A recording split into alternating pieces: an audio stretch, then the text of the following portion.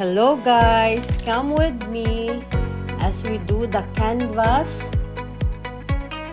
painting in pinchor toil, something like that. But with bonus, it's a story time. Yung journey ko papunta dito sa UAE or how I survive, challenges and everything. Tips din guys. So come with me. It will be a series kasi hindi kasya sa isang video lang until I finish the canvas. Okay? Let's go with my journey.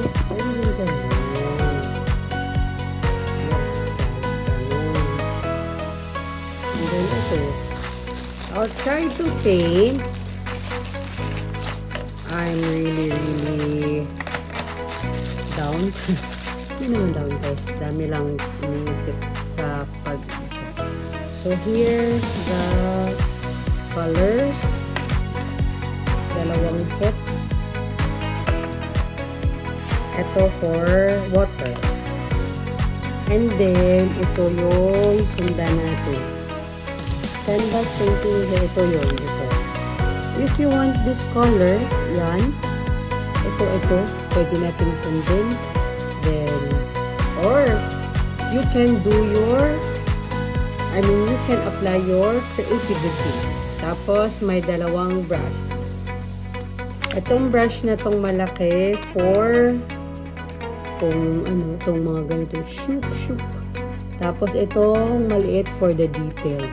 Guys, I'm not really an artist nor a painter. Nako, ni pag-drawing siguro ng sun. Hindi pa ma-perfect. But, pag colors, gusto ko yun. Like, I had book before, yung color art, something. It's also a way of to relax yourself. Meron ako nun. And then, yun, natutuwa naman ako. Tapos, ayan, we will put water. I'm not sure paano to. Yeah, we'll put water in there. And then, yun. We will start. May see. Alam ko kaya to. Canvas daw painting. Do I need to put water? Wait I'll just instruction.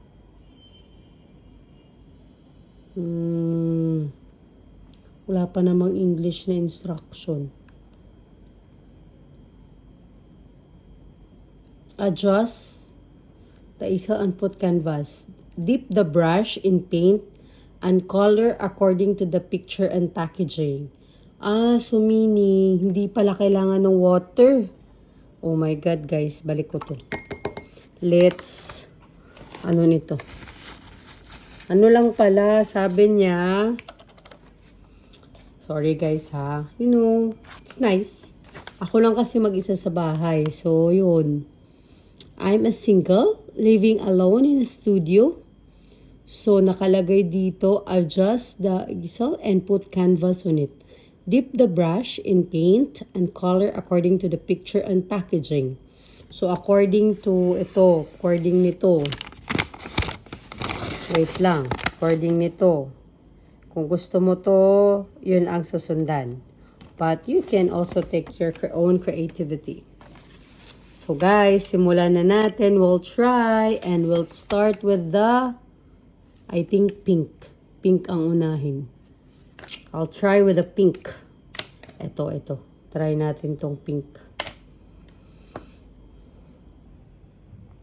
Ayan na guys, mag-start tayo. Pink. Sa pink tayo kasi, wait lang ha. Ayan guys, yung light pink. Okay guys, while we are doing this, story time. Wow, story time. So, pink. Naluduling ako. Pink. Ito, pink. This is the pink. And then, lolo. Ay nako, una pa lang, palpak na. Ay nako, see? Tawa guys. Palpak na.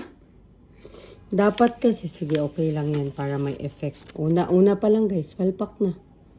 So, dapat dito, ganyan. Oh, wait lang. Ay, naku guys. Parang, wala mang yun tayo katalent-talent. Ay, dapat pala dito. Guys, dito. Dito, oh. Lagay mo dito. Tapos, kunwari ba, painter ka. Kunwari lang naman, oy. So, ayun na guys. Ganin natin. Hala, oy. Parang, hindi pala ako marunong mag-canvas. Magaling ako sa pag yung ballpen. Kasi parang control ko sa mga color pencil, ganun. Tama ba to? Pero ito parang, laman, uy. So, ayun guys, story time. I'm an expat or OFW in UAE for almost 14 years. Ay, naku. Sige na nga lang. For 14 years na. I came here May 10, 2010. So, sige lang guys, lang yan. Tapos, i-blend na lang natin yan. This is my first time doing this. Mga ganito ba? Pero pag pencil to guys, or yung parang, yung ball pen, ayun. Pas nakokontrol ko yung kamay ko. Okay, back to my story. So, I came here May 10, 2010. So, ano na ngayon? March to 2024. So, magpo 14 years na guys akong dumating dito sa UAE. Particularly, I am based in Sharjah, one of the Emirates sa United Arab Emirates. Bali, after Dubai siya, kung galing ka sa Dubai. So, Sharjah is a bit more, or shall we say, they remain the Islamic culture. Dito ang medyo strict. And then, if you are here in Sharjah, tapos punta ka ng Dubai, ay nako, maano mo talaga the difference, the vibes, ganun. I'm sorry guys, kay inubo ako eh.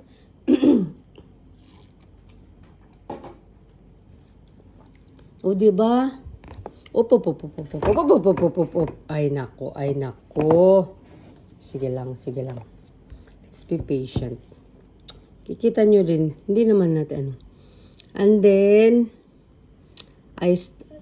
kinuha ko ng pinsan ko dito.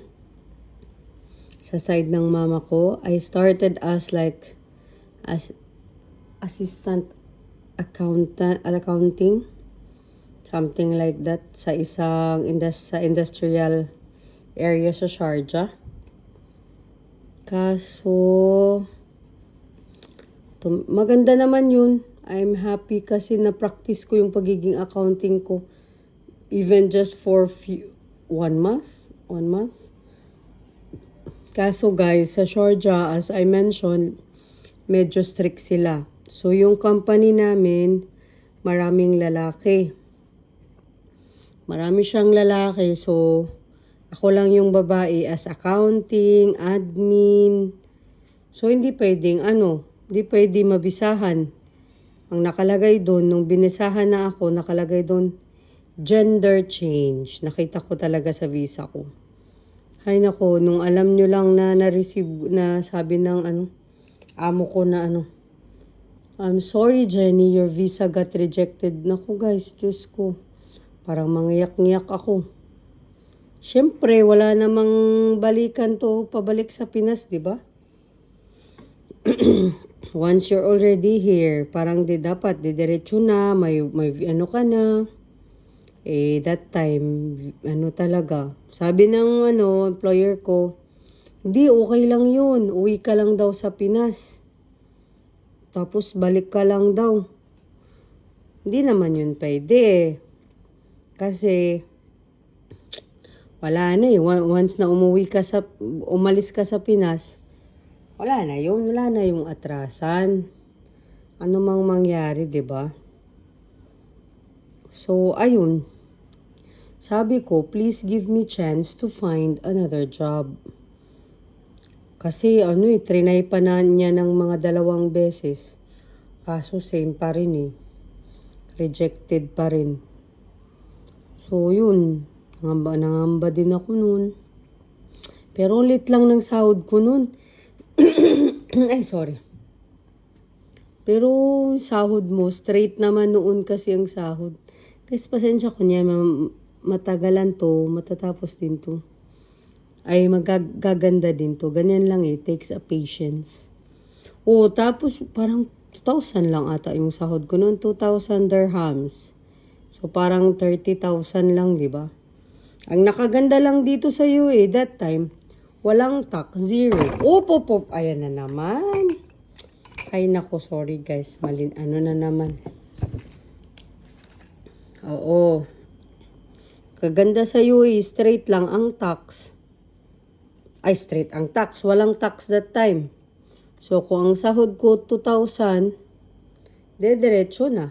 2,000. Tapos yun. Ano na? Yun ang sasahurin mo. Kung absent ka, minus 1 day. Yun lang. Ay, naku. So, yun. And then,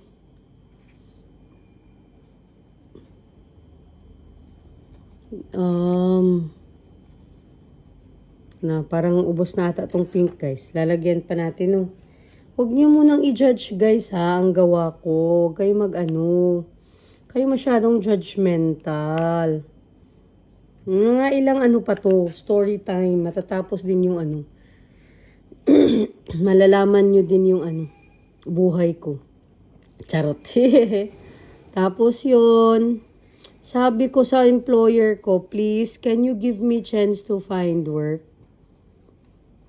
I cannot go back to Philippines. Sabi ko, I cannot go back to Philippines. It's not like that. Parang ganun, sabi ko pa. Hindi ganun kadali. Ganun. Mabait naman sila. Sabi niya, okay, try safe, free zone. Dito kasi guys, parang 2 klase. May tawag nila na free zone, may tawag nila na under sa labor. So sabi niya, okay, you try free zone. Sabi ko, okay. Tapos mabait naman din yung niya. Mabait yung pamangkin nila, something. Dinala ako sa free zone.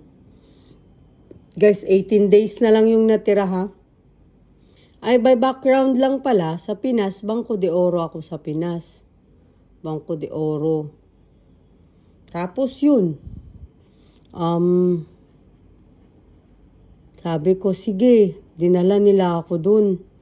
Paano pa ako nun, guys? Yung parang hinatid lang ako ng dun, basta Arabic kasi, dapat may gate pass yung safe free zone. Parang exclusive yan ba sa mga may mga maraming company din. Arabic kasi yung nadadalang nakapasok naman in short. Tapos yun, nakaboots pa ako. Boots naman na yung pang-office ba. Tapos yun, kumakatok ako sa mga office.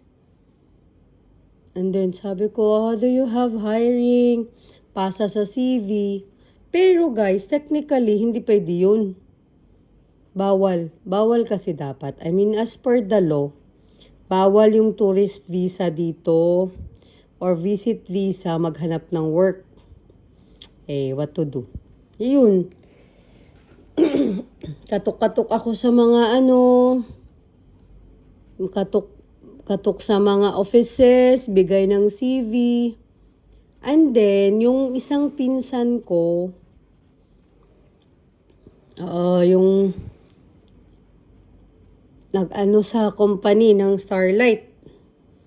Tapos, yun, parang nag-expand, nag-massive hiring, ganun. Sabi niya, itry ko daw. Ayun, trinay ko guys. Una, I'm sorry. Una, parang last option. Ay, naku. Sige, okay lang yan guys. Kaganda din yan. Tapos, yun, parang sabi ko, sige, last option ko na nga to. Puntan lang dun. So, pumunta ako.